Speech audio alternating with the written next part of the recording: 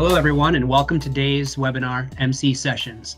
I'm Patrick Sandy, and I'm the Director of Strategic Services at Inntopia and helping run today's session. Today, I'm joined with Kurt Kinsturf, our Director of Customer Insights at Inntopia, and Kristen Connors, our Email Marketing Manager. Today, Kristen and Kurt are going to lead a conversation on the oh-so-important topic of deliverability. So let's go ahead and kick things off. Kurt, Kristen, welcome. Hey, Patrick. Thanks for having us. Hi, thanks, Patrick. Cool.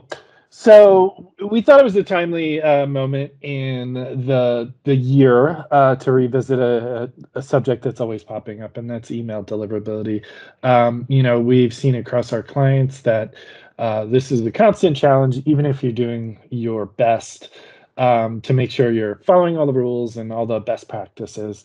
And so we thought we'd revisit good deliverability practices, what to keep an eye out for, potential workarounds, and just ways to deal with this, because it is a constantly evolving environment. The ESPs are always tightening down on rules and things like that. So we thought it was a good opportunity to revisit this, start the new year off fresh, and really make sure all those messages are getting to the inbox. So, Kristen, why don't you give us your thoughts on, what you think of deliverability and, why it matters? And we can start there and then we'll jump in. Yeah, sounds good. So when we talk about deliverability, it means getting your email delivered to the inbox, not the spam folder, not the junk folder, not getting blocked, obviously. It's getting your email to the inbox. And that matters because that's where the eyeballs are. That's when you're going to get those good open rates and click-through rates and get that revenue. If it goes into the spam folder, not many people look in their spam folder, so you will see those open rates, those click-through rates, and revenue all decline. So we like to stay in the inbox, and yeah, that is why it matters. Absolutely. And so maybe just really quickly, maybe we could talk about, how has this changed over the years? So, I remember back in the day, everybody would sort of keep an eye on the old top line metrics, like opt-out rates, maybe if they were a little more detailed, they might look at bounce rates, but it was just sort of generic bounce rates. Maybe you could talk a little bit about, what's shifted over the last couple of years in the industry, and maybe speak to what more recently we're seeing with clients, and how very specific domains are even taking different tactics. And why don't we jump into that? Yeah, exactly. And I think one of the biggest changes is back in the day, the companies and the emails you would see in your spam folder or junk folder or getting blocked were all malicious and phishing, and trying to get you to give them money or what have you. And while that is very much still the case, you will see those emails in your spam folder if you take a look in there. But you will also see emails from actual real companies. So going into spam folder no longer means that the email is malicious. It has become also email that the users are not engaging with. And why that has changed is, inbox providers like Gmail, Yahoo, AOL, they're trying to provide the best experience for their users and their customers. And to do that, they try to filter out emails that they don't think you would be interested in. And one of the ways they do that is putting email into the spam folder. Right. So those rules are changing constantly, and they're ever evolving. Yeah, and I'm sure we've all had a case of even somebody that you were in the midst of a back and forth email string, and all of a sudden something starts going to your spam box, and sometimes it seems well intentioned, but other times it seems completely arbitrary. And that's just sort of the lay of the land now, and it's something that as marketers we need to be aware of, adjust our tactics, and really, really more than ever be sort of hyper, militant about staying on top of these metrics that we're going to talk about. And exactly. It's no longer just that top line bounce rate, and it's no longer an email, a mailing level bounce rate even. So it's going to require some extra attention and some digging into the details that we're going to talk about here. But I think one of the things we should talk about before we jump into the specifics potentially is sort of some of the, we'll call them prerequisites, right? As far as what, before we even dig into mailing level detail, y'all should be aware about that are sort of maybe best practice or just, table stakes before we even get into there. Things like, your from domain, your DKIM and SPF settings. Are you running a re-engagement campaign? Like all those things. So let's talk about those, and then we can get into the metrics and show some examples of, potentially an example of what to be aware of in real time. So, Kristen, yeah, what are your thoughts on sort of the things you should be aware of before you even dive into the mailing level detail? Yeah, so just a few comments on the metrics we're looking at on the screen. The delivery rate is an important one to keep an eye on. My note on this one is delivery. In this case, means it could go to the spam folder. So that's a pretty common misconception with this metric. Delivery rate is different from deliverability, I guess, is the best way to say it. So delivery rate just means that it reached the intended server. So in this case, the metric is saying that the server accepted the mail. It didn't say whether it went to the spam folder or the inbox. So that is an important note. So delivery rate is important to keep an eye on. Just make sure that you're thinking of it in the right terms. A note on that, Kurt, before we move on. Yeah, I was going to say that's a really good point, because that's one of those things, like back in the day we keep referring to whenever that was. I know. Who remembers when that was? I can't get over the fact that it's still January. But yeah, the delivery rate is sort of not as useful as it once was, right? Because that's going to hide a lot of those spam, getting delivered to the spam box or junk mail. It's still going to show up as delivered, right? So in the past, we would have, that would have been good enough to look at just a straight up delivery rate and be like, oh, we're doing all right. But no longer. That's not really indicative of the true inbox experience, especially as all these various ESPs start offering things like, promotions tabs and the spam tabs and, just all the various different ESPs. They're still going to mark you as delivered, even if you end up where you don't want to be. Yep, so, exactly. Yeah. It's become a lot more nuanced. Absolutely. And but you, again, with all of these, you should take a look at the trend lines too. So if your delivery rate is trending down, that's worth an investigation. And so that's also to keep in mind. And the same thing with hard bounce and soft bounce. They should be looked at over time, as well as the individual mail. And then abuse complaints. A note on this one, two notes actually. Gmail does not report abuse complaints. So if you pull your abuse complaints reports in Acoustic, you will never see a Gmail account in there because Gmail does not report that. So just keep that in mind. So if you don't see an abuse complaint from Gmail, it doesn't mean it's all good. It's because they don't report it. And then the second thing, the other inbox providers that do send over the abuse complaint data, it is not comprehensive. So they're only sending over a small part of the total number of abuse complaints.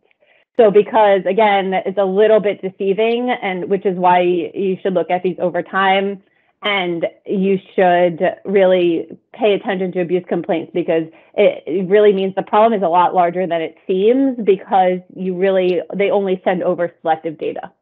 Right. And so that there's two really good takeaways there. I feel like one is, even though we said like delivery rate and all these other things aren't as useful as they once were, I feel like they're useful in that if you're doing poorly here, you're likely doing very poorly. But Conversely, if you think you're doing well here, hold on, maybe not so much, right? And so it's Yeah, sort of a double-edged sword. And to your point about keeping an eye on the trend over time, what you're more interested in keeping an eye on here is it changes to the negative over time, right? So with right. something like abuse complaints, even though that, let's just call it, maybe you have a mailing with 100 abuse complaints, that may not be the full picture. But if you start seeing, in a broader sense, an escalation of abuse complaints, regardless of the absolute figures that they're reporting back, that's something to be aware of. Correct. Or if you're seeing more than a couple, that's worthy of an investigation. And Yeah. it's also another point to looking at over time. And going back to the previous slide when we were talking about how these inbox providers are constantly changing their rules about what goes to the inbox and what goes to spam or junk. They can have bad days sometimes. Sometimes they tweak a bit on their algorithm, and then that sends a lot more emails to spam than usual.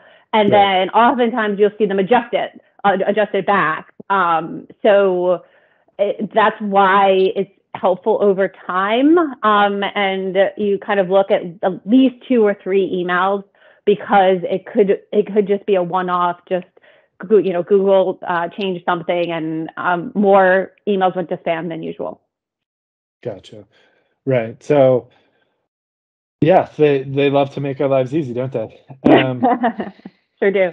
Yeah. Okay, cool. So let's keep moving along here. And I think I jumped the gun on this earlier, but we can talk about it now. As the best way to avoid getting into trouble with deliverability is to avoid deliverability problems in the first place, right? So maybe we could go through a few of these. I mentioned earlier, making sure you're sending to an engaged audience. And Mm-hmm. one of the top things we recommend in order to do that is to have a very simple, re-engagement campaign that's always on, running in the background, where essentially you're sending out an email to people who, in the travel industry, it tends to be a little longer term than maybe some other industries like retail, just because of the cyclical nature of things.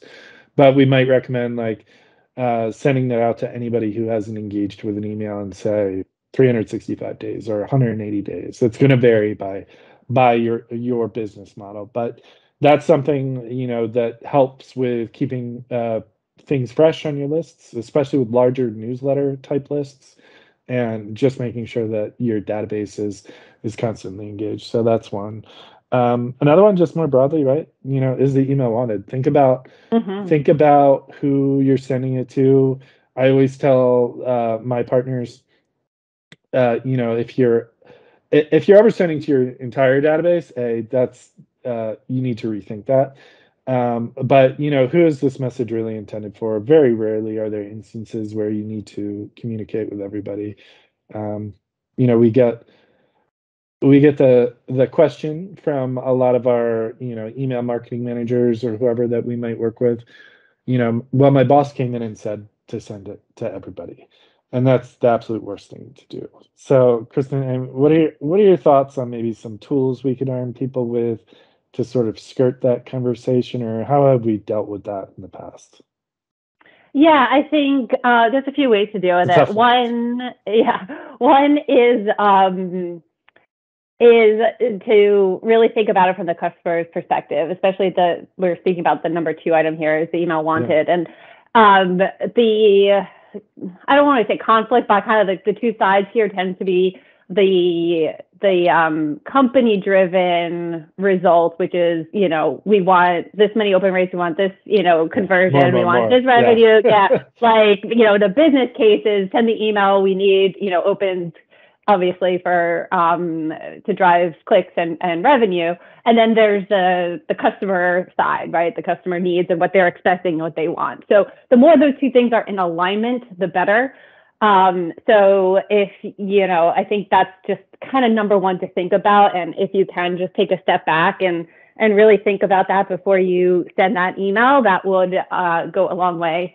Secondly, if it must go out. This happens a lot. It's one of those things you have to send it. First thing is we do not ever recommend sending it to the full database, and there's a number of reasons for that. But mostly you have a lot of people who might not want the email. They stayed with you, a number of years ago, and they've moved on, or they don't want to hear from you anymore. So that you just kind of keeping all that in mind. But so we don't ever recommend sending the entire database. At the very least, send to a query.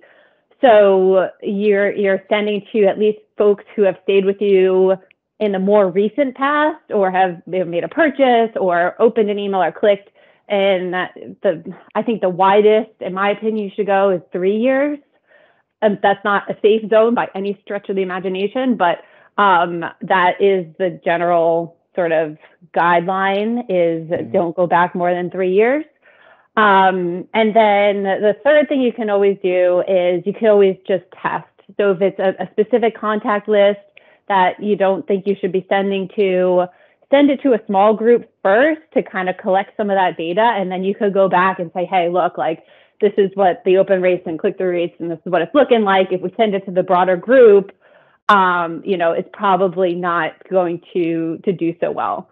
And to be honest, if it's a small contact list, or it really is a one-off, it's probably going to be okay. You're probably, it's not going to be like a terrible deliverability problem, but it tends to not be just, one time, to be honest. So you have to be careful. One of the things, or a couple of things that I tell my clients, especially my clients with larger databases, is if you're up in that 80 to 100,000 range, think twice. Because those are definitely some very easily shot down numbers from the domain side. And if they're still adamant about that size of a list, you could always split it up into multiple sends. And then the other thing that I think more broadly as an industry we're guilty of is, because email's cheap, fast, people don't tend to think of the consequences as much. Whereas if you were to think of this as a print media ad, or even a direct mail piece, right, where there's that component of, well, this is going to cost me more for more people, just try and have people think of it in terms of that when you're talking about segmentation potentially. Would we still email this group of people if it cost us, $2 in shipping a piece? Probably not, right? And so that's probably your ideal list, is that direct mail list type segmentation strategy. You wouldn't purchase, an ad in, completely different, publication just because it has more people if it's not your audience. So why do we treat email the same way? Because it's cheap and free? That's not a good enough reason, because I would argue that if you do get into deliverability trouble and all of a sudden you can't send to anyone, that email send just became infinitely more expensive, because the opportunity cost of not being able to communicate with the right people is infinitely higher than maybe the marginal amount of people you might have picked up on that whole email blast. So just try and shift the narrative a little bit. Just because it's cheap doesn't make it right. And, would we communicate with these people if it did cost us more money? And that's probably your true north of the best segmentation, approach to an email list, even though it's cheap and free. So not free, cheap. Yeah, that's a good point. No, that's a good point. A really good way to think about it. It does get very expensive very quickly. Yeah, I mean, because that same conversation turns into, why did nobody get this email the next week, right? And it's, well, because we blasted everyone last week, and so now you missed a good opportunity for that targeted promo that you would have had, because you're blacklisted all of a sudden. So yeah, but we'll get to that. So some of the other things, maintaining good deliverability, and this third point here, deliverability metrics should be KPIs. This is really just a corporate culture type thing, right? It's really about bringing to the forefront, whether it's in your reporting internally, maybe just some of the narrative that you're adding, but going beyond that, old school delivery rate that we used to talk about, going beyond opt-out rate that we used to talk about. It's really discussing some of these issues, and also the segmentation strategy, because it does really have to become a part of the corporate culture. So these metrics that affect things, the more the entire organization understands it, the easier it is to execute on these things. So you're not having to constantly dispel that myth that we just talked about. Yeah, it may be cheap, but that doesn't mean the cost can't be high if you mess up. So yeah. And then last one, very easy, like we've been hitting on here. It's a whole lot easier to prevent getting into trouble, because some of these fixes that we're going to talk about can be super clunky, take a while, and prevent you from doing other things. So anything to add there, Kristen? Yeah, no, just prevention is much better than fixing. That's a huge point, and it's tough to pull back when there isn't a big problem. Like it is difficult to do, and that it's easy, but it's difficult at the same time, this point, because it is your best chance to avoid more serious trouble and more severe deliverability problems. But especially if your emails, pulled in a lot of revenue, it's really, it can be difficult to pull back. But the longer term benefits are worth it for sure. Yeah, I feel like we need an email industry analogy to Smokey the Bear, where it's like only you can prevent deliverability clusters. we need email Smokey the Bear with like some nerdy glasses and stuff, but maybe we'll work on that. Okay, cool. So why don't we actually jump into some of the details about how to identify an issue sort of as it escalates. So we've got a couple screenshots here. These are pulled directly out of the acoustic reporting, and Kristen, maybe you could talk about these in a little more detail. But yeah, why don't you walk us through, your approach to, picking up on these issues before they become a larger problem, and yeah, we'll go through that and then talk about how to fix them. Yeah, sounds good. Yeah, this is one of the first reports that I go to I guess two things after I send an email, looking at results, and if there's a potential deliverability problem. The top domains report is where I go, because the inbox providers they all have their own filtering systems and their own rules in place. So it's very common to when you get into deliverability problems, or you're starting to, you'll sometimes start to notice it in one family of inbox providers. So for example, Gmail or Yahoo and AOL are owned by the same company. So oftentimes you'll see Yahoo and AOL tied together. And then of course, there's Microsoft with Hotmail and MSN. So that's why it's important to look at the top domains report and break it out by domain, because if you don't, it can be more difficult to spot deliverability problems as they're starting, because you might not notice them when you're looking at your overall metrics. You kind of need to dig down into the top domains to start noticing the difference.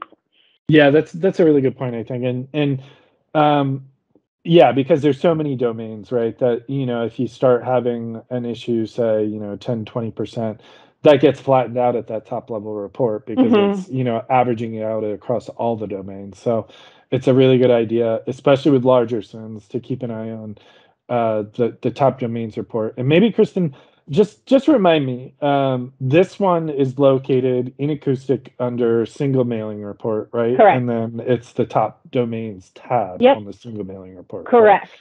Correct. Yep. Correct. Okay. Cool. Yeah, I know we always have to dig a little on that one. Yeah. Yeah. So okay, so what would you consider, what would you consider like noteworthy of attention? Like at what rate would you start being like, oh, I got to keep an eye on, Yahoo, for example? Would it be, up above 10%, across a couple of emails, or what are you looking for? Like what's a flag? So I guess there's a few things. One, these are taken over two different emails, so 2 different days. Okay. Which is the first thing, just start talking about those trend lines, starting to identify issues. And because, like I said earlier, these ISPs or inbox providers could just have a bad day, right? They just tweak something and it was just a one-off. So it is important to take a look at it over 2 or 3 days. And then I mean, anything 1% or higher for me is sort of like eye-catching. Really? But so that low of a threshold. Yeah, it really does. And then over in the abuse complaint, it's not highlighted here, but like the 0.28 at MSN or even the 0.22 at Hotmail, that is starting to be problematic for Microsoft. And then the 2% that's highlighted here for Yahoo and the 1.95, that is also kind of eye-catching. And to be honest, even the Gmail, 120 bounces at Gmail, even though it's below that 1% threshold. The absolute number. Yeah, it doesn't. That's not so great either. I think the main issue though is highlighted here at Yahoo and AOL, and that's kind of the key indicator here. And in this particular case, because I'm familiar with this wasn't just 2 emails. This actually was 3. With the same, very similar level of bounce rates and abuse complaints, and that's elevated. So at this point, I would, for this customer, this was in the earlier stages of deliverability problems. So you're still in the preventative, like trying to not impact revenue all that much, but because we've seen it over 3 emails, elevated bounce rates, and even those abuse complaints at Microsoft, the first step we took in this case was tightened up their engagement query. So they were sending to people who made a purchase in the past 3 years was their query, and that's what they were sending to. So the first thing I did in this case was to pull that back down to 2 years. Okay. And then you do use that for a few cents and keep a very close eye and see how that goes. Okay. So really, this didn't get to the point where, it was, break the glass yet. So you were just tightening up the query, and that was the tactic here. And how did that go? How'd that go? Yeah, that did solve this for them. So they did down to 2 people who made a purchase in the past 2 years, and I believe it was or they clicked on an email in the past 1 year, or they recently opted in. Okay, that was like the full query. But yeah, again, this is a preventative measure, and you are scaling back the queries, so you're not sending to as many people. You might not see quite as high of revenue, but because you're sending to engaged people who want to receive your email, you kind of stay out of the bad trouble zone, which is the bad danger zone. But it's hard because this is not all that bad, right? Like but at first glance, it's like, oh, like it's not that bad. It's probably not impacting your numbers. So to clamp down here is really hard, but it will save you a world of pain later. Okay, yeah. So where would you say that danger zone starts? Like I know like this is like probably I wouldn't call it overly aggressive, but this is like perfect world scenario, right? Like where you were on top of it, you were able to avoid the danger zone. I mean, if we're getting up into 10% for any domain, is that where we get into a potential situation where we're withholding that domain for a little while, or what do you think there? Yeah, that's still in the okay, I can fix this zone. Okay. It's pretty interesting because that's how it works. Like it will escalate. First it'll be 2%, and then you'll see 5%, you'll see 10%, and it'll be a 10 for a little bit, and then that's where you really need to catch it, because from there it often gets really bad really quickly, so you won't be able to catch it. Like from 2 to 10 ish, it's slow enough that, you can see it and you can catch it. The problem when you get into the teens, when you see like the 10, 15% bounce rate, is it can escalate to 100% bounce very quickly after that. Gotcha. Okay. So you really want to keep it under that 10 because then you're really flirting with danger. And then, and then, so why don't we go there now? So I'm blocked, let's say. Why don't we, sorry. What do we do? So that's if you're quickly identified it. If you're in a really bad situation, or if you're, by a very bad situation, I mean a few things. Gmail, very bad situation usually means you're going to spam 100% of the time. Alternatively, what Microsoft tends to do is they'll block you outright. Like their filters more easily block you, and you're 100% blocked from Microsoft rather than The Microsoft is Microsoft, Hotmail, Live. Yep. There's a bunch of other smaller ones in Outlook, there too. Yeah, they all behave the same. So on the top domains report, you'll see them broken out, but they all pretty much follow the same rules, same recovery and tactics and all that. So when we say Microsoft, we're referring to that suite of domains, really, right? Correct. Yeah, and that's just an example of the different behaviors of the different inbox providers that we've noticed. Microsoft tends to block you, whereas Gmail will send you 100% to spam. Also, Gmail, you tend to catch those earlier. I mean, not earlier, but when it all goes to spam, most of our partners, most of their email databases are predominantly Gmail. So any fluctuations you see in Gmail tend to be more apparent than the other. At the high level. Yeah. So you will notice when it all starts to go to spam. And then tell us about our least favorite, the Oath people. So Oath is Yahoo, AOL. What's the other one in there? Verizon, right? Yep. They're the most persnickety of all of them, aren't they? Right. That tends to be, they are one of the the more predominant deliverability issues we see is with Yahoo, AOL. because just the way their filters are, they're more of a bounce. Like that's usually where the Yahoo and AOL comes in. You'll see those really high soft bounce rates specifically. And again, with Gmail, obviously you will see bounces and, et cetera. But the main issue with Gmail is going to spam. And the way that manifests itself is lower open rates, lower click-through rates, lower revenue, just because that's mostly what our partners' database consists of. Whereas Yahoo and AOL, the first thing you usually notice is that soft bounce rate. And that was what we were talking about. That's why this is highlighted.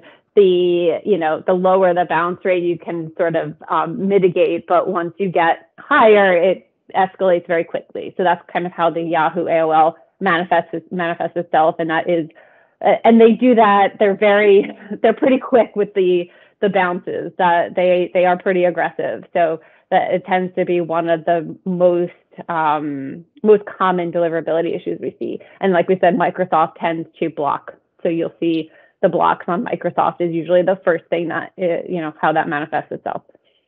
Okay, cool. So why don't we talk about one of the tools we use when all hell breaks loose, as a way to really dig in and dive. So this is Glock. Some people call it Glock. I like to call it Glock because it sounds cooler. This is one of the tools we use. We can also use OK250, but there's a bunch of these. They're all very similar. Why don't you walk us through this report and kind of how we use this when things do sort of, when the glass is broken kind of moments. What do we do with this? Yep. Oh yeah. So that's right.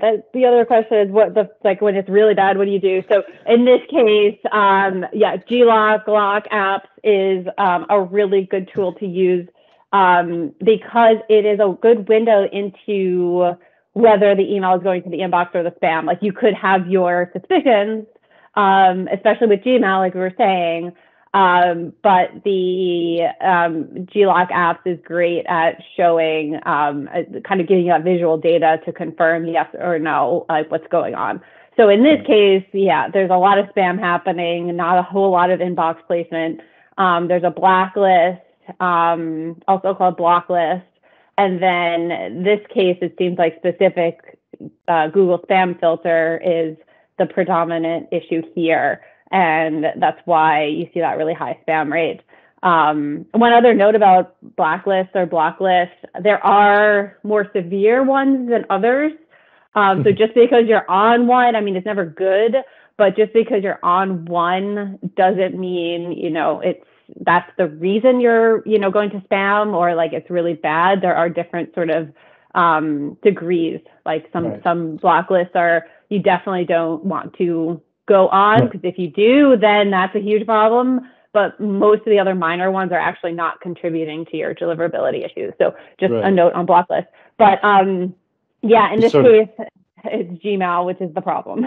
Yeah, there's sort of the variation between sort of like, the local county lockup versus federal prison when it comes to these, these blacklists. So, but one of the things to note is it typically, in order for us to do one of these Glock reports or OK250 or whatever it is, it does take a little bit more on the implementation side. We have to embed a little snippet of code in your, next upcoming send, and then it provides one of these reports. So there's a bit more upfront work you have to do. So once we, identify an escalating issue, your account manager could work with you to make sure we get this code embedded, and then we run the report from there. It's not something that's just inherently capable, possible without that little extra added step. So if you find yourself getting into trouble, just talk to your account manager, and we can get one of these up and running for you guys and do that. And so getting off of those lists, like we mentioned before, it requires a lot of legwork normally from the account management team in coordination with the resort side, marketing people, and it's not easy. A lot of times we're having to go through forums at the various different ESPs, try and get blocks released and things like that. So the best advice is not to ever have to deal with that. So staying on top of this stuff. Yeah, exactly. Another one of those components we didn't touch on earlier too is some tools we have that may be, a quarterly or seasonal type thing. One of the tools we use is called Webula. Again, your account manager could work with you to do this. And essentially what it does is it scrubs your entire list for potential spam traps. A lot of the ESPs will convert unused email addresses. So, that old Hotmail account that you had in college with, the cheeky username that you haven't logged into in 10 years, they'll convert those to spam traps. And if it's still on a list and you're hitting it, you're going to get flagged as spam. So it's another good thing to make sure that you're doing that, on a semi-regular basis, whether it's quarterly or seasonally. But that's a really smart thing, cleaning up your list. It also saves you money in the long term because you're not, sending emails to, dead accounts essentially. So that's another thing to think about as well. Yeah, exactly. And then just kind of elaborating a little bit more on how long it takes or what's involved when you get to this level of deliverability issue. In the previous slides, we talked about scaling back and making sure you're only sending to engaged people who made a purchase in the past 2 years, maybe clicked in the past year or recently opted in. When you see something like this, like 100% spam at Gmail or 100% block at Yahoo and AOL, you're looking at, for those specific, domains that are having issues, you're looking at sending to people who made a purchase or clicked an email in the past 6 months. So much tighter, much smaller group, which you can imagine has a pretty big impact on revenue and on all that, having to go to that level of engaged users. Oftentimes we'll have you stop sending entirely to that domain for 2 weeks to let the mitigation begin. So just kind of like let things cool off. And then oftentimes, like you said earlier, we would contact after doing all of those mitigations, the Webula cleanse, the tightening of the engaged queries, maybe stop sending for 2 weeks, things of making sure we have a re-engagement campaign up and running, things like that. After that is done, then oftentimes we would have to go to the inbox provider, Gmail, Yahoo, AOL, Microsoft. They all have forms that you can fill out to sort of plead your case to get your domain mitigated. And that works to varying degrees. And there's often a lot of back and forth trying to plead your case as to why they should offer mitigation. And when you do get mitigated, though, that doesn't mean, okay, everything's positive, all good. It means you're back to baseline. So you're back to neutral. So you don't have negative, you don't have positive reputation, you're back at neutral. So you still have to build that back up, even if you do get mitigated, and prove that you're a good sender. And do you find, like, if you're in one of these situations and say you completely spaced it and, after you get blocked at Yahoo, you continue just on your merry way and you keep sending to Yahoo, do you find that makes the mitigation more difficult? Like you essentially dug your hole deeper? Yeah, it is. It certainly exacerbates the problem because instead of, 2% bounce rate, 3%, you're looking at like the mid range, 10, 15%, or you're looking at 100%. So already the problem is a lot worse. And again, that's where it depends on who you get into contact with and if you could plead your case. Certainly the longer it goes on, the more difficult it gets. A few months if the problem lasts a few months, that's still usually within mitigation territory. Like you can, we've been able to contact Microsoft, for example, and get them to release a block after a few months of being blocked. But that's kind of I think the longest that I've seen personally is 4 or 5 months. So if you really let it go for, a year, 2 years, that gets a little bit. And then there are other tools in our pocket. That's when you're looking at maybe changing IP addresses, getting on a new server entirely, or getting a new from domain. So there are more drastic measures to take that, might be warranted. But again, it is very time consuming to get to a new IP address because you're looking at obviously getting it set up, and then you have to do IP warming because you're starting from zero again. So possible, we have tools in our pocket, but it's going to take time and a lot of time.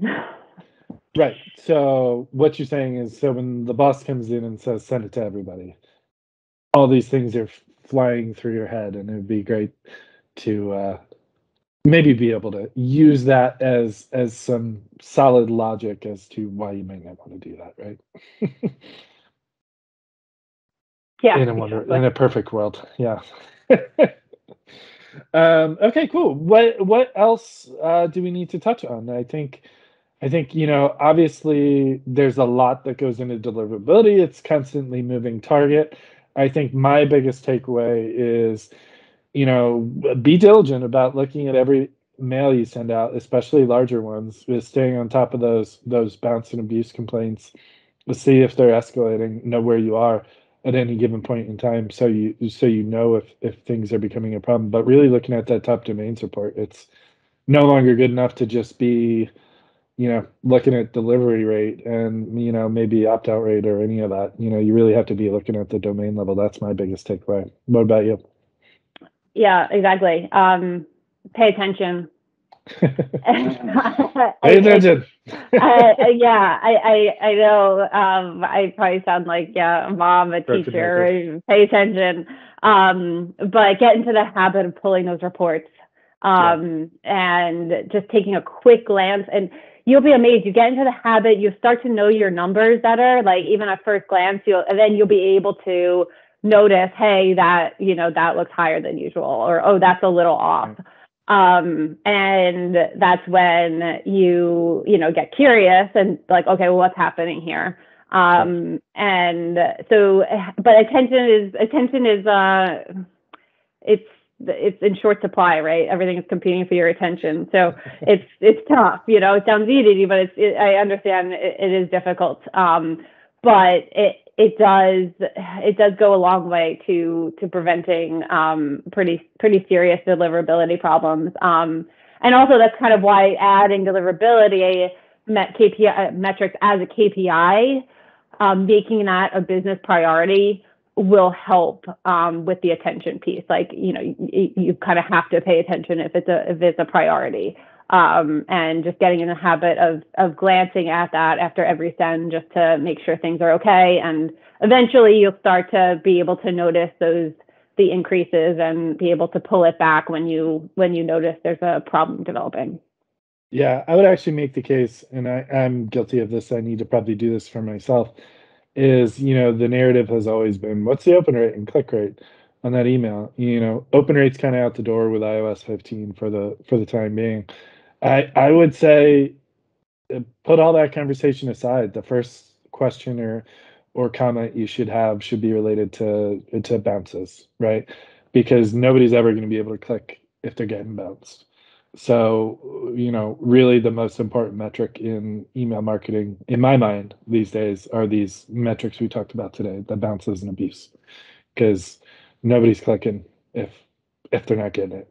So yeah, exactly. It really is just overall, like, health of your email program. Not obviously revenue is part of that health component, but making sure deliverability is kind of part of the holistic email program snapshot. Yeah, and we talked about all the good or the bad today, but start celebrating those good low bounce rates over time and consistency rather than just the revenue numbers, because nobody really does that, do they? So rather than focusing on the doom and gloom, focus on all the good stuff you do when you do this stuff right, because it is tough. So yeah, exactly. Yeah, cool. Well, we're going to wrap it up here. And as always, if you want to chat about this in more detail, you could reach out to your account manager, either one of us. We could clarify anything, but we'll be following this up. This is a never-ending topic, so stay tuned for more on deliverability.